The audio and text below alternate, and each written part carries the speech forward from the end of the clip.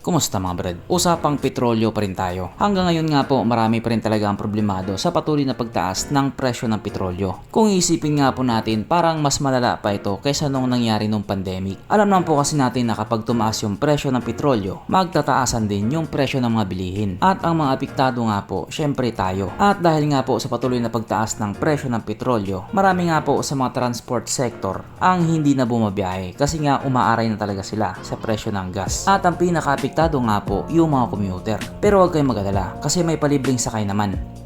Dump truck nga lang. Utak basura kasi yung mga nakaupo. At yung ibang mga tao nga po mukhang magsiswitch na muna sa di kuryente. Pass muna sa full tank. Dito tayo sa full charge. Syempre bukod nga po doon sa bisikletang di pa jack. Isa nga po sa pinaka-alternatibong pamalit sa motor. Syempre yung mga electric vehicle. Electric bike or electric scooter. Syempre katulad nga po sa mga motor, marami din pong mga e-bike na available ngayon. At karamihan nga po doon, made in China. At kung ayaw mo nga po sa made in China at marami ka pang pera, meron naman pong ganon si Honda. Ito nga po ang Honda Cav-E.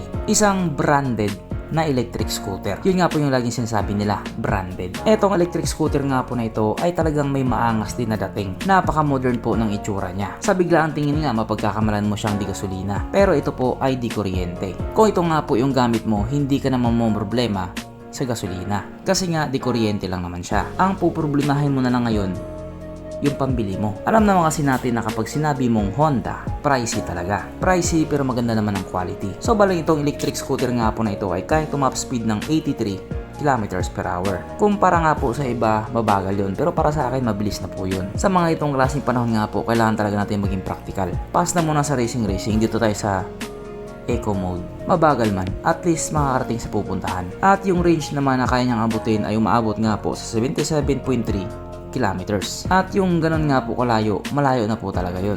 At ang charging time naman ito ay umaabot nga po sa 6 hours. So medyo may katagalan nga din po. Maganda i-charge mo yan paggabi para pag umaga puno na siya. At ito na nga po ngayon yung presyo niya. Baka inaakala kasi na iba yung presyo niya, piso dos lang. Wala pong ganun sa Honda. At itong Honda Cav-E nga po ay nagkakalaga ng 199,900 pesos. So, 100 na lang yung kulang, 200k na yung presyo niya. Na para sa akin nga po, napakamahal nga naman talaga. Pero syempre itong electric scooter na ito ay para doon sa mga taong may pera. Kung alanganin ka, mag-enwow ka. Parehas na naman sila ng function.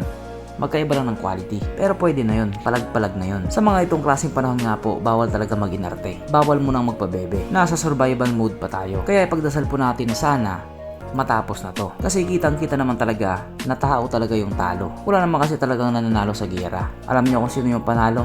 Yung mga nagnakaw ng mali-malitang pera. Sila yung tunay na panalo. Sana kunin na sila ni Lord. Pero kahit nga po ganun, wala pa rin tayong bounce cape pie.